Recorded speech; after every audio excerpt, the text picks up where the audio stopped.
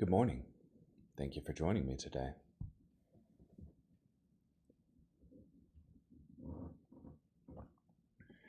This morning, we will be in Exodus chapter 2, verse 11, through chapter 3, and verse 22.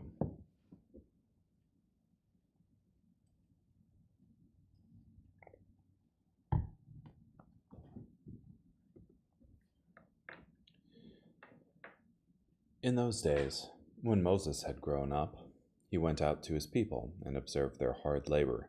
He saw an Egyptian man attacking a Hebrew man, one of his own people. He looked this way and that and saw that no one was there, and then he attacked the Egyptian and concealed the body in the sand. When he went out the next day, there were two Hebrew men fighting. So he said to the one who was in the wrong, "Why are you attacking your fellow Hebrew?" The man replied, "Who made you a ruler and a judge over us? Are you planning to kill me like you killed that Egyptian?" Then Moses was afraid, thinking, "Surely what I did has become known." When Pharaoh heard about this event, he sought to kill Moses. So Moses fled from Pharaoh and settled in the land of Midian, and he settled by a certain well. Now a priest of Midian had 7 daughters, and they came and began to draw water and fill the troughs in order to water their father's flock. When some shepherds came and drove them away, Moses came up and defended them, and then watered their flock.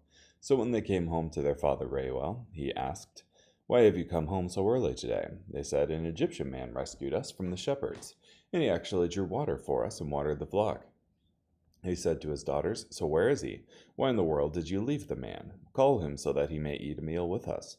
Moses agreed to stay with the man, and he gave his daughter Zipporah to Moses in marriage. When she bore a son, Moses named him Gershom, for he said, "I have become a resident foreigner in a foreign land." During that long period of time, the king of Egypt died, and the Israelites groaned because of the slave labor. They cried out, and their desperate cry because of their slave labor went up to God. God heard their groaning. God remembered his covenant with Abraham, with Isaac, and with Jacob. God saw the Israelites, and God understood. Now Moses was shepherding the flock of his father-in-law Jethro, the priest of Midian, and he led the flock to the far side of the desert and came to the mountain of God, to Horeb. The angel of the Lord appeared to him in a flame of fire from within a bush. He looked, and the bush was ablaze with fire, but it was not being consumed. So Moses thought, "I will turn aside to see this amazing sight. Why does this bush not burn up?" When the Lord saw that he had turned aside to look, God called to him from within the bush and said, "Moses, Moses." And Moses said, "Here I am." God said, "Do not approach any closer. Take your sandals off your feet, for the place where you are standing is holy ground." He added, "I am the God of your father, the God of Abraham, the God of Isaac, and the God of Jacob." Then Moses hid his face, because he was afraid to look at God. The Lord said, "I have surely seen the affliction of my people who are in Egypt. I have heard their cries because of their taskmasters, for I know their sorrows. I have come down to deliver them from the hand of the Egyptians, and to bring them up from that land to a land that is both good and spacious, to a land flowing with milk and honey, to the region of the Canaanites, Hittites, Amorites, Perizzites, Hivites, and Jebusites. And now indeed the cry of the Israelites has come to me, and I have also seen how severely the Egyptians oppress them. So now go, and I will send you to Pharaoh to bring my people, the Israelites, out of Egypt." Moses said to God, "Who am I that I should go to Pharaoh, or that I should bring the Israelites out of Egypt?" He replied, "Surely I will be with you, and this will be the sign to you that I have sent you. When you bring the people out of Egypt, you and they will serve God on this mountain." Moses said to God, "If I go to the Israelites and tell them, 'The God of your fathers has sent me to you,' and they ask me, 'What is his name?' what should I say to them?" God said to Moses, "I am that I am." And he said, "You must say to the Israelites, 'I am has sent me to you.'" God said to Moses, "You must say this to the Israelites, 'The Lord, the God of your fathers, the God of Abraham, the God of Isaac, and the God of Jacob, has sent me to you. This is my name forever, and this is my memorial from generation to generation. Go and bring together the elders of Israel, and tell them, 'The Lord, the God of your fathers, appeared to me, the God of Abraham, Isaac, and Jacob, saying, I have attended carefully to you and to what has been done to you in Egypt. And I have promised that I will bring you up out of the affliction of Egypt to the land of the Canaanites, Hittites, Amorites, Perizzites, Hivites, and Jebusites, to land flowing with milk and honey. The elders will listen to you. And then you and the elders of Israel must go to the king of Egypt and tell him, The Lord, the God of the Hebrews, has met with us.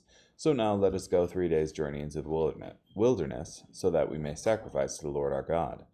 But I know that the king of Egypt will not let you go, not even under force. So I will extend my hand and strike Egypt with all my wonders that I will do among them, and after that he will release you. I will grant this people favor with the Egyptians, so that when you depart you will not leave empty-handed. Every woman will ask her neighbor and the one who happens to be staying in her house for items of silver and gold and for clothing. You will put these articles on your sons and daughters. Thus you will plunder Egypt.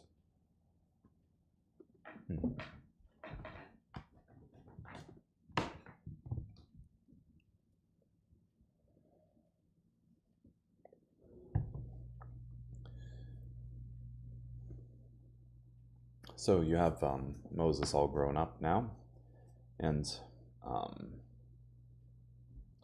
he sees a Egyptian mistreating a Hebrew slave, and he kills that Egyptian, and then subsequently flees from the land, and marries the daughter of this priest of Midian.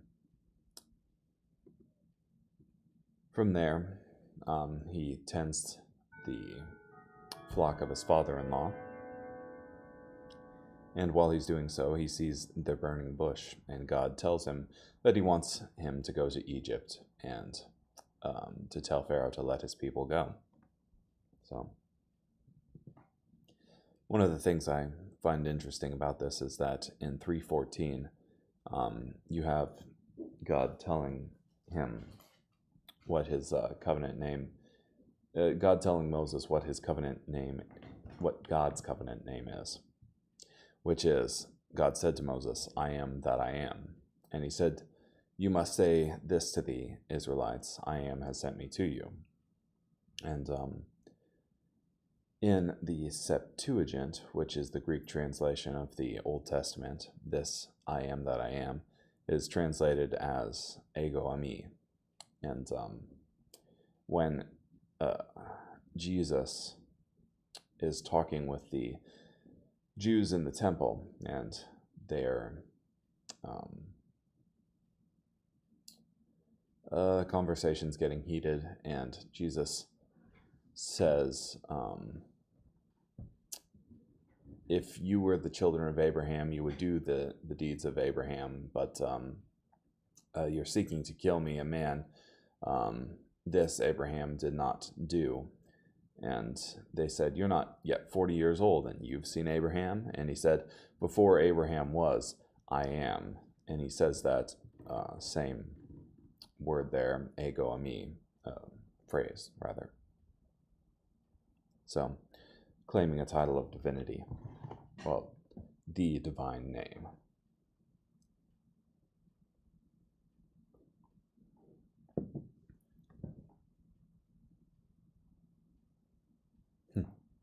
Which, if he was speaking in Hebrew, he would have said Yahweh.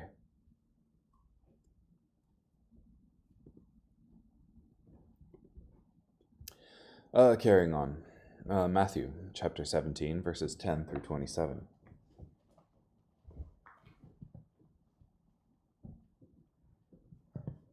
The disciples asked him, that is Jesus, why then do the experts in the law say that Elijah must come first? He answered, Elijah does indeed come first and will restore all things. And I tell you that Elijah has already come, yet they did not recognize him, but did to him whatever they wanted. In the same way, they did to him whatever they wanted. In the same way, the Son of Man will suffer at their hands. Then the disciples understood that he was speaking to them about John the Baptist. When they came into the crowd, a man came to him, knelt before him, and said, Lord, have mercy on my son, because he has seizures and suffers terribly, for he often falls into the fire and into the water. I brought him to your disciples, but they were not able to heal him. Jesus answered, You unbelieving and perverse generation, how much longer must I be with you? How much longer must I endure you? Bring him here to me. Then Jesus rebuked the demon, and it came out of him, and the boy was healed from that moment. Then the disciples came to Jesus privately and said, Why couldn't we cast it out? He told them, It was because of your little faith. I tell you the truth. If you have the faith the size of a mustard seed, you will say to this mountain, move from here to there, and it will move. Nothing will be impossible for you. When they gathered together in Galilee, Jesus told them, the Son of Man is going to be betrayed into the hands of men. They will kill him, and on the third day he will be raised. And they became greatly distressed. After they arrived in Capernaum, the collectors of the temple tax came to Peter and said, Your teacher pays the double drachma tax, doesn't he? He said, Yes. When Peter came into the house, Jesus spoke to him first. What do you think, Simon? From whom do earthly kings collect tolls or taxes? From their sons or from foreigners? After he said from foreigners, Jesus said to him, Then the sons are free.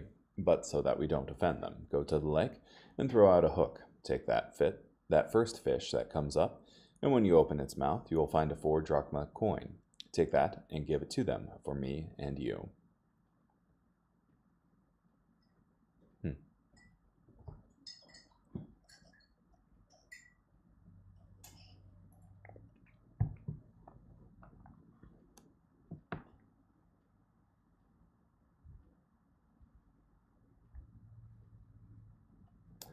Yeah. So in Matthew 17:10 and 11, the disciples asked Jesus, why then do the experts in the law say that Elijah must come first?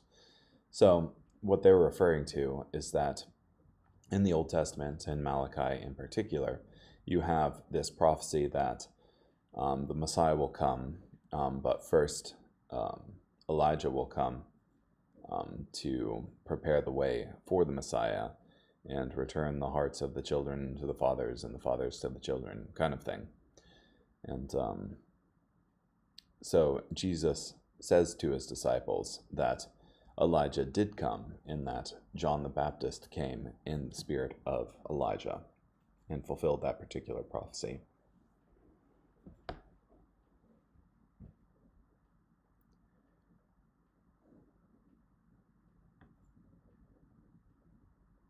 Yeah. So I don't have a lot today. So Psalm 22, verses 1 through 18. My God, why have you abandoned me? I groan in prayer, but help seems far away. My God, I cry out during the day, but you do not answer, and during the night, my prayers do not let up. You are holy, you sit as king, receiving the praises of Israel. In you our ancestors trusted. They trusted in you, and you rescued them. To you they cried out, and they were saved. In you they trusted, and they were not disappointed. But I am a worm and not a man. People insult me and despise me, and all who see me taunt me. They mock me and shake their heads. They say, Commit yourself to the Lord. Let the Lord rescue him. Let the Lord deliver him, for he delights in him. Yes, you are the one who brought me out from the womb and made me feel secure on my mother's breasts. I have been dependent on you since birth. From the time I came out of my mother's womb, you have been my God. Do not remain far away from me, for trouble is near, and I have no one to help. Many bulls have surrounded me. Powerful bulls of Bashan hem me in. They open their mouths to devour me, like a roaring lion that rips its prey. My strength drains away like water. All my bones are dislocated. My heart is like wax. It melts away inside me. The roof of my mouth is as dry as a piece of pottery. My tongue sticks to my gums. Yet you set me in the dust of death. Yes, wild dogs surround me. A gang of evil men crowd around me. Like a lion, they pin my hands and feet. I can count all my bones. My enemies are gloating over me in triumph. They are dividing up my clothes among themselves. They are rolling dice for my garments.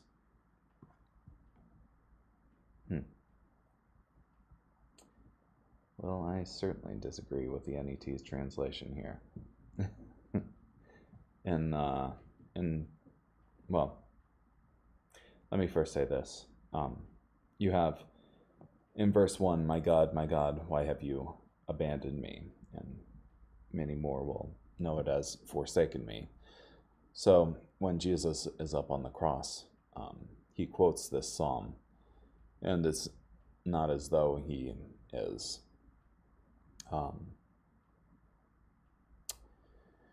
confused and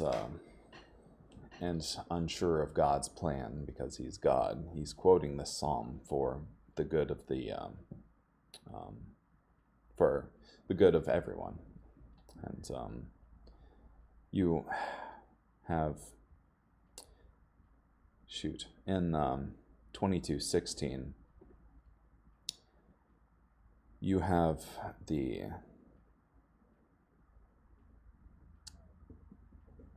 this translation of the NET, like a lion, they pin my hands and feet.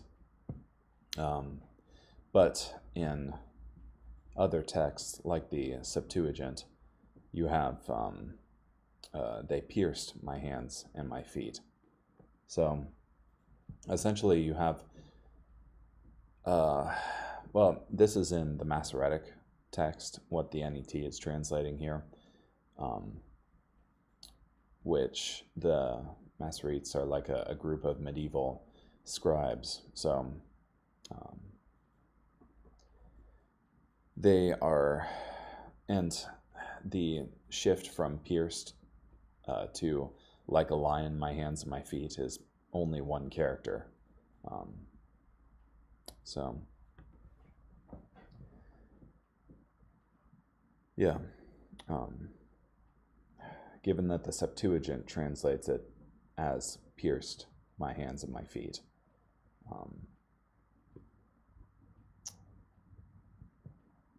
And there was another thing that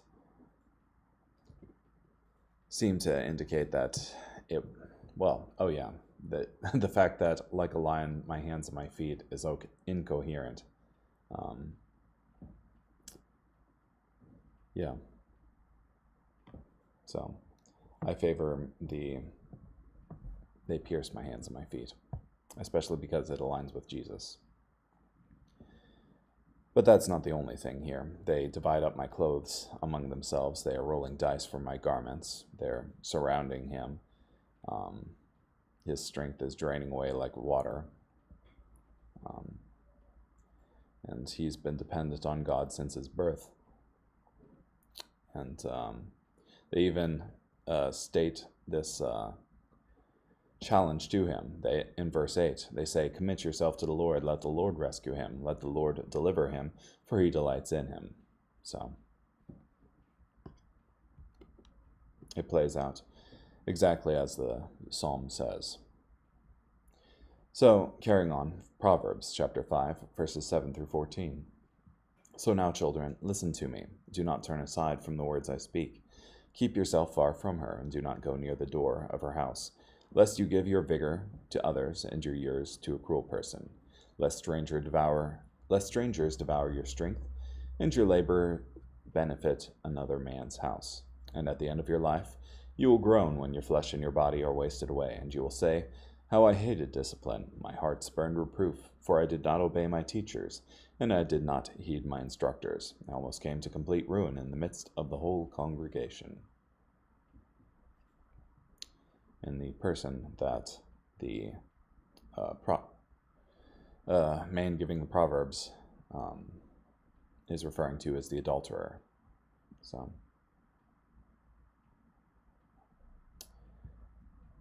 yeah, which I think makes sense.